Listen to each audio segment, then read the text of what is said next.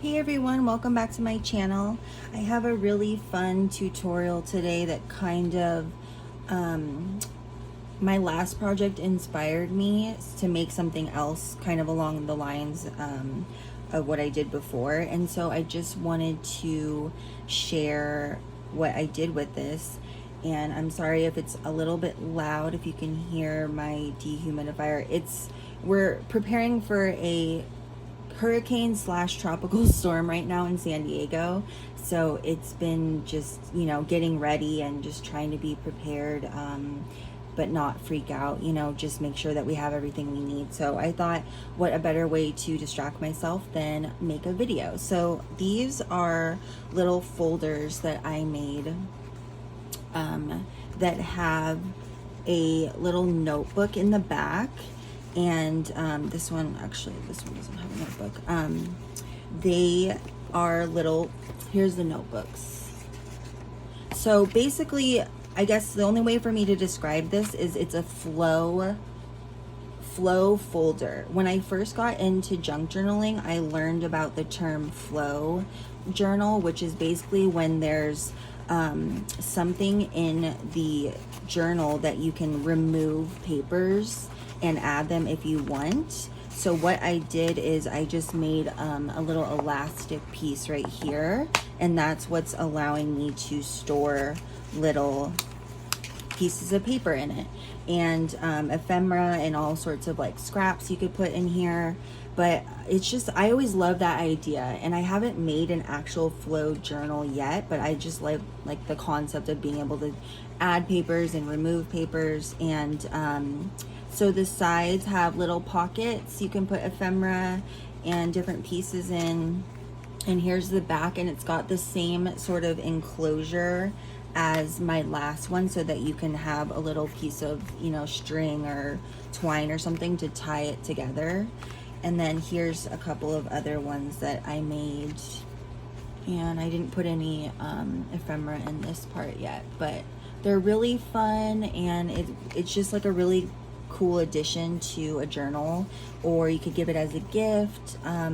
One of my viewers commented on my last video that she wanted to use the little folders for the grocery store and put like coupons in it, and I'm like, oh my gosh, that's a really cute idea actually, and this would be perfect for that because it's got like a big notepad, and you could put your coupons over here. Yeah, so gifts, anything like that. And there are about 8 inches long, so I try to make them about the same size as like a journal would be, or you could just add it as like a, like a tuck in into your journal. Here's another one that I made, and then I just added some other, extra scraps that I had. These are some checks from my Etsy shop, and then I think these are envelopes from my Etsy shop. These are from the 1800s. They're really pretty. So yeah, I thought I would just share that, and I'm hoping that it's easy for you guys to understand. I try to make it, as simple as possible, but let's get started. This is also, I wanted to mention, this is a really good way to use up your 12 by 12. It basically uses the whole sheet. There's only like a little bit left. So to get started, you're just going to take a 12 by 12 sheet of paper, and if you don't have double-sided, you could always just like, I was thinking coffee dye, so that the inside isn't like stark white. If that doesn't bother you, then just leave it. You could ink it or do whatever you want, but I'm just using double-sided just to make it, one less step for me to have to do. So starting with that, you're just going to take your 12 by 12, and before you cut anything, I just thought it would be easier just to kind of figure out, how big you want your folder to be and how big you want the side flaps to be. So again, I don't like measuring. It's not really my thing. I just kind of eyeballed it. I was like, okay, I'm gonna fold this maybe to like a third, and I want to have like a little bit of a shorter side on this side, so I just folded it down to kind of look like, okay, this is a perfect size, and I like the size of the flaps. So you're gonna fold that, and then you're going to cut you're gonna cut it. So let me get my like dinosaur of a paper cutter out, and I'm just gonna cut it at the 8-inch mark, but you could make it shorter, you could leave it taller. The reason why I chose 8 inches is because you're gonna use these extra pieces for your folders on the side, and I wanted them to be, you know, somewhat tall so that you could fit some ephemera in there. But again, you could play around with it and, you know, it's just make it kind of your own thing. So another cut that we're gonna do is we're gonna cut the side pocket pieces. So you're gonna use this kind of as your template of how big your side pockets are. And since they are the same size as what you folded, you're gonna cut these 2 pieces out. But I didn't make mine exactly up to, here's an example. I didn't make mine like up to the edge of the fold so that you could just have some room in there to fold it and it wouldn't like give you any issues. So for the first flap, I don't know if you can see this line, but here's the crease. I'm basically just gonna cut like 1/4 of an inch in from that so that it makes the pocket a little bit shorter so that you have some room. And then you're just gonna flip it over and you're gonna do the same thing. Here's the crease, and then I'm gonna cut 1/4 inch in from that. Okay, perfect. So now I'm gonna get rid of my paper cutter. You're just going to set this piece aside, that's your extra piece. So now we have our pieces. You're gonna find which one. So this is the shorter. There's always gonna be, if you fold it over like I did, there's gonna be a shorter side. So that's for that one. And then this is for this side. So now we're gonna cut the side piece off. And you don't have to do that, I just like it, and then it kind of shows your ephemera a little bit better. So I honestly didn't, I just kind of eyeballed it. Like I just cut a little corner off. So you can make it higher, you can make it lower, and then that's gonna sit there like that. And then same thing with the other side, just kind of snip that off, too, like that. So now we have our 2 side pockets. So keep your scraps because we're gonna use that for a piece of, to hold to make the tab and to put the string on the back. Sorry, I can't talk today. It's been a wild weekend. So now my step would be to ink the edges of the pocket, just the ones that you're not gonna be able to get into when you sew it and then ink it. So I just do the top, I do the inner corners. And I guess you could just ink the whole thing right now, but I'm just kind of doing this part before we sew and ink. So let's just do the inside and the top. Okay, now we are going to glue the pocket tabs on. I don't know what to ever call these. I'm always at a loss for words. So when we glue these pieces down, we're just gluing the outer ones, and you don't have to put a ton of glue because we're gonna sew around that. But if you're not sewing, then I would suggest yeah, maybe like doing a little bit more extra glue. But I don't worry too much because I know it'll be secure with the sewing. And then we're just gonna lay that down, make sure they're lined up. Okay, perfect.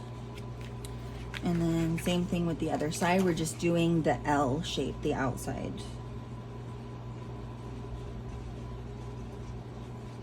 Okay. Okay. Perfect. So now that we have the pockets glued in, this is the time that you want to round your corners if you want to do that. I think it kind of makes it look, I don't know, it just gives it some more interest and dimension. So I'm just going to round my corners now.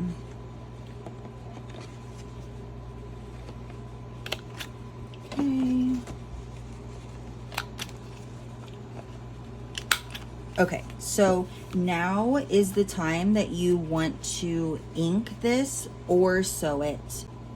Okay, I'm back. I'm sorry. I actually I thought I was recording and while I was doing this and I wasn't. So I apologize for not being able to show you exactly what I was talking about. But so where I left off was I sewed around the edges, I inked, and then now I'm starting to put the eyelets and the holes in to make the flow part of the folder. You don't have to do this step, but I just feel like, I don't know, it adds something extra. But this is the part that I'm talking about right here.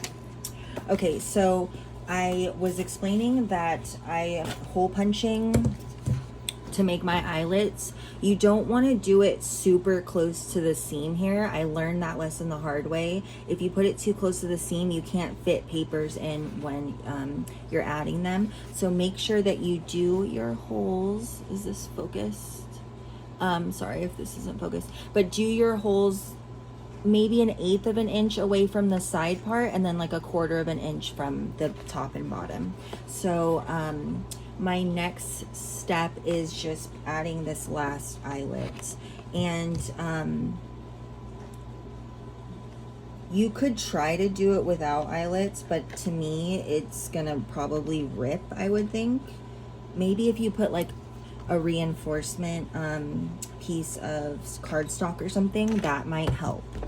But yeah, eyelets, I don't know, to me it's important. So we have our eyelets in. Now we can go ahead and tie in, or however I want to say it. I really cannot talk today. I'm so sorry, you guys.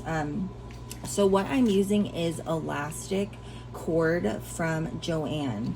It was like maybe $3 for this, $3 to $4 for it. You don't have to use cord. You could use like jute twine, you could use like string or embroidery floss, but the elastic is fun because it has like a little bit of give to it. It stretches, so it's just easier to kind of add and remove things. So okay, let's get started on this. So the easiest way for me to just figure out how to do this was you're gonna thread your first end of the elastic in, and this is probably the trickiest part of this project, so I apologize if it's like a little bit difficult. Let me see if I can zoom in. So you're just gonna basically, what we're trying to accomplish here is we're trying to knot the end of it so that it doesn't slip through the eyelet. So I found that with this cord in particular, you have to knot it at least 2 times, and that even then sometimes it was slipping through. So pull it and make sure that it's not coming out.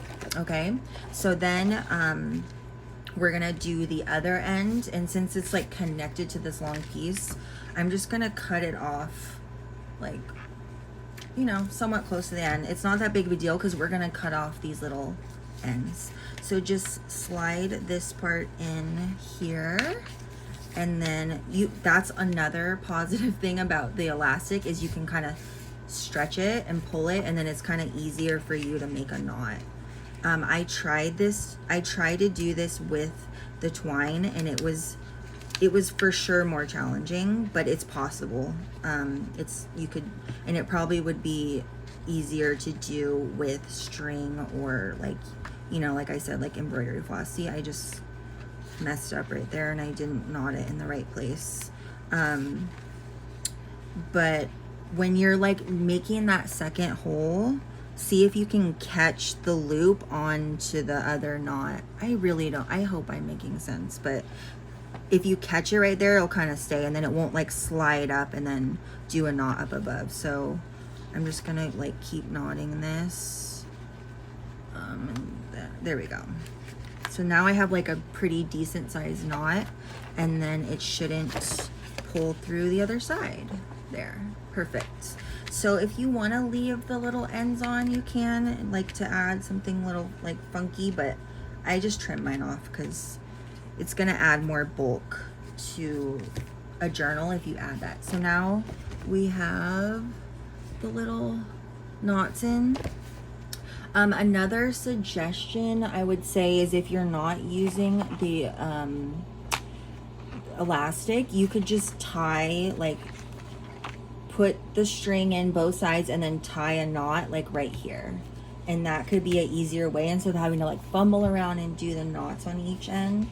But like I said, it's just with the elastic, it just makes it easy. Okay, so from this point, is when I added my little notepads that I made. And with the same thing as the last video, I just took an 8.5 by 11 piece of paper, and I sewed across, and then I just cut.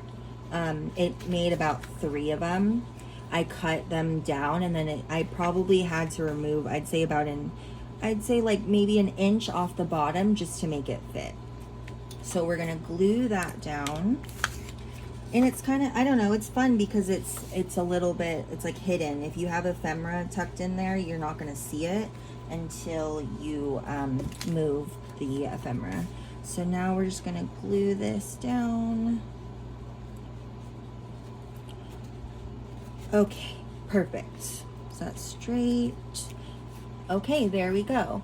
And now this is the part where you can kind of make it your own. You can add your pieces of ephemera, decorate your cover. I just like to get all of like the inking and sewing out of the way before I start decorating. It just makes it like a little bit easier. Oh, again, I forgot the tab. So for the tab in the back, I'm just going to take one of my strips that I had like left over, or one of my corner pieces that I had left over, and I'm gonna cut that down and do another like it's probably about an inch long piece of paper, and then that's gonna be my closure for the back to have the string.